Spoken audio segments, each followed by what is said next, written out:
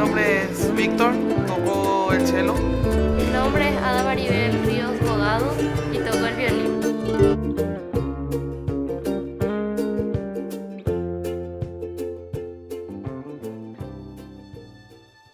Ahí va.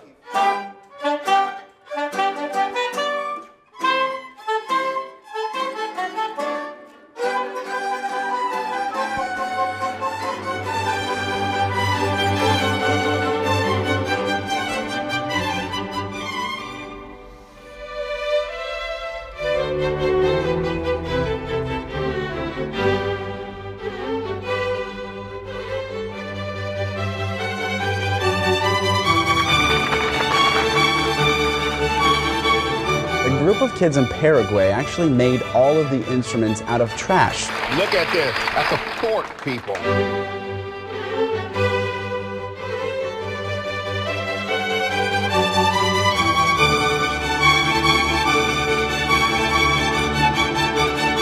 Let the gift of music shine through tonight on that stage.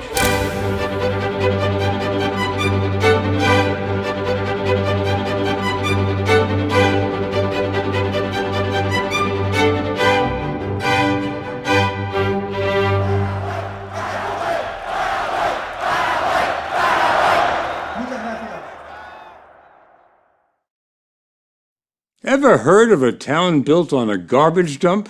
We hadn't, until earlier this year when we visited a community on the outskirts of Asunción, the capital of the tiny, impoverished South American country of Paraguay. It's called Cateura, and there's trash everywhere, in its streets, its rivers, in people's backyards.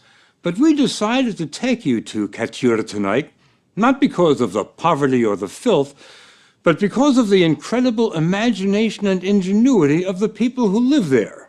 Our story is also a reminder that ultimately music will triumph everywhere and anywhere. The story will continue in a moment.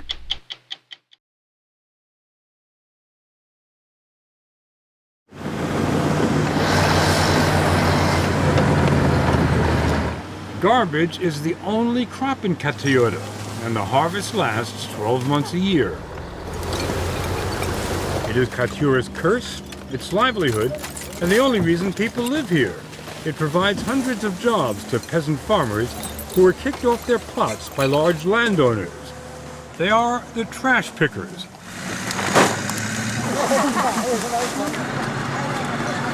It is their profession.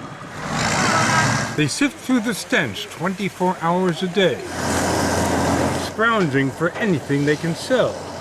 10 cents for a pound of plastic, 5 cents for a pound of cardboard. You'll be amazed at what else people are doing here with this trash. Just look and listen.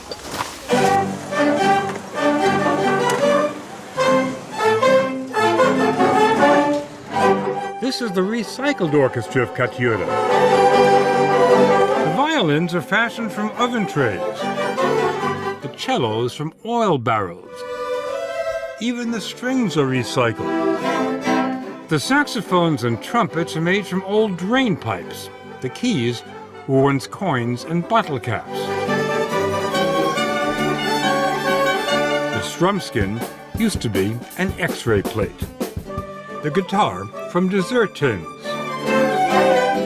The idea came from environmental technician Fabio Chavez. When he came to Cateura and saw the kids working and playing on this miserable hill, he came up with the idea of starting a music school to lift the kids' lives out of the trash. From the start, Fabio realized that even if he could raise the money, new instruments were out of the question. The factory-made violin would cost more than a house here and would almost certainly get stolen. But these fiddles aren't worth a dime. They are the handiwork of trash worker and carpenter Don Cola Gomez. 3 days a week, he goes to the dump to find the raw materials. Then in his tiny workshop at the edge of the dump, he goes to work. Fabio first asked him to make a violin, but this Stradivarius of South America had never seen one or heard one. Do you realize how unusual it is? Yes, that's the way it is. When you need something, you need to do whatever it takes to survive. He was soon making 3 violins a week, then cellos, and finally guitars, drums, and double basses, all out of trash. Take a look and listen to what Kola has created. 15-year-old Ada Rios has been playing for 3 years now. Today, she is the orchestra's first violinist.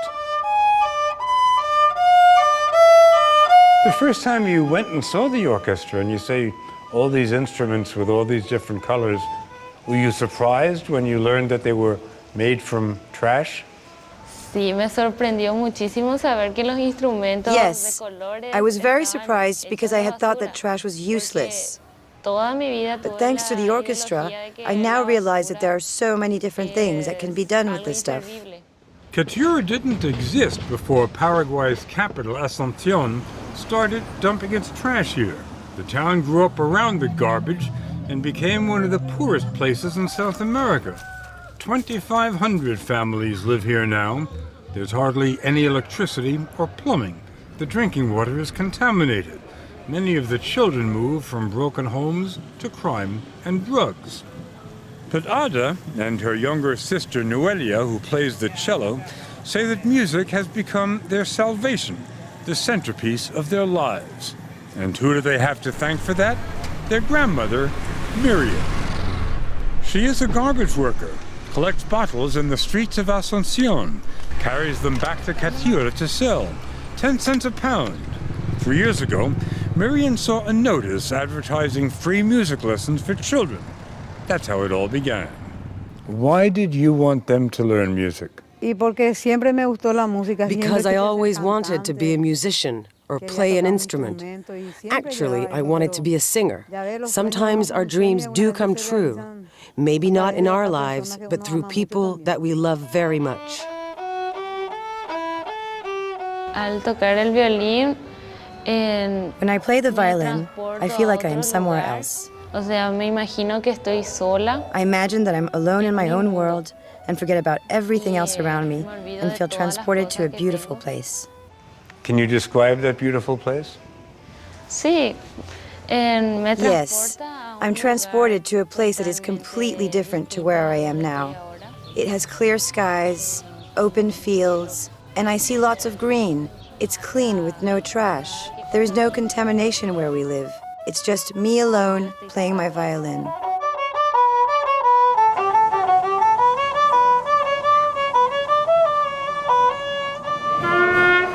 Every Saturday, this drab schoolyard is transformed into a multicolored oasis of music. The kids flock here to learn and to play. Cateura is a long way from Juilliard, but these music students are just as dedicated as those prodigies in New York.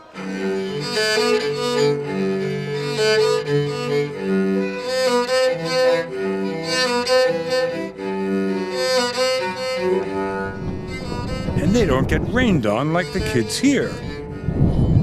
Paraguay is in the tropics, and you're reminded of that all the time.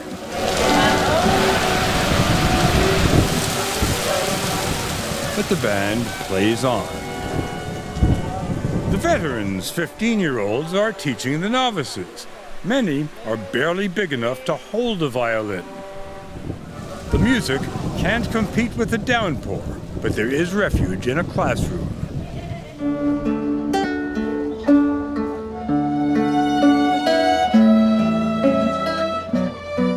Fabio Chavez says that music teaches the kids respect and responsibility, not common commodities in the gang-ridden streets of Cateura.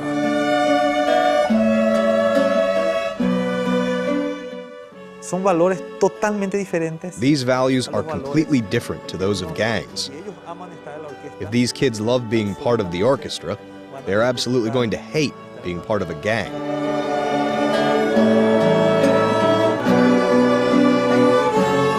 For the first time, the children are getting out of Cateura, performing around the country. And to Chavez, The Pied Piper of Paraguay, that's the most important thing. They're being seen, they're being heard.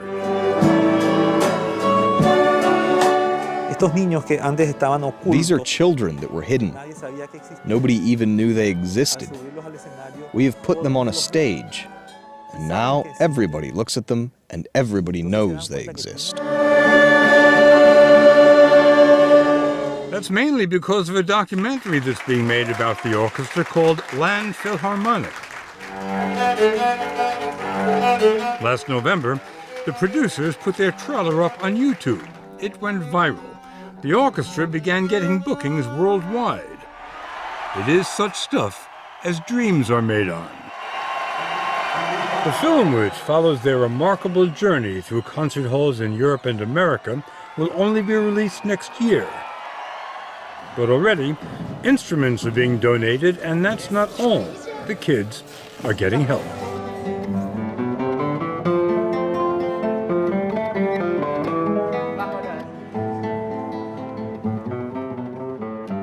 Paraguay's most famous musician, Berta Rojas, flies down regularly from her home in Maryland to offer master classes. Remember Noelia, Ada's sister, the cellist? Berta is teaching her how to play the guitar. This is a story that is filling my heart and my soul with so much inspiration, you know. When you first heard them play, what went through your mind? I couldn't believe that you could make music with trash. I couldn't believe it. And I thought, oh my God, this is the best thing that had happened in Paraguay in so many years. Mari, and when you talk to the parents, you hear what you hear from poor people everywhere. They want their kids to have a better life than they've had. Jorge Rios is Ada and Noelia's father. If she becomes a professional musician, she'd probably be leaving town. How would you react to that? Yes, the truth is, if you ask that question to every parent here, they would say they would leave this place if they could. I, of course, would like her to have a better life than the one I've had. And if she leaves, I hope she takes me with her.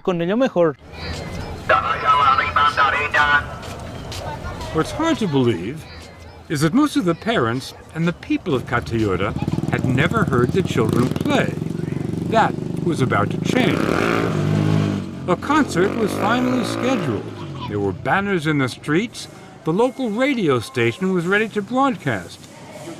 The church was transformed into a concert hall. The children wore their finest. This was, after all, opening night.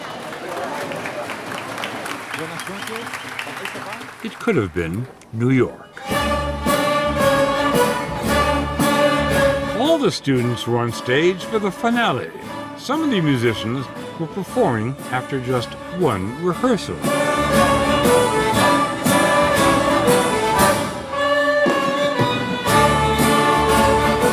The parents were proud, of course, but just listen to the girl's grandma, Miriam. I would say it's a blessing from God. People used to humiliate us and call us trash pickers. Today, they're more civilized. They call us the recyclers. So I feel that this is a reward from God, that our children who come from this place can play beautiful music in this way.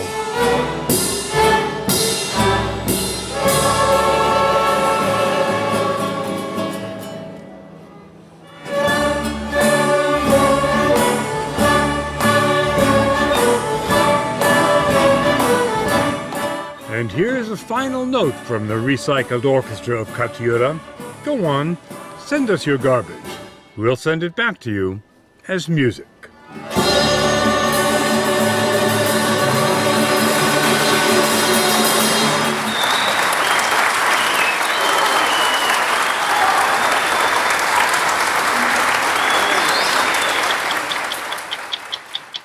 Go to 60minutesovertime.com to see what happens when the kids in the Recycled Orchestra get gifts they never imagined.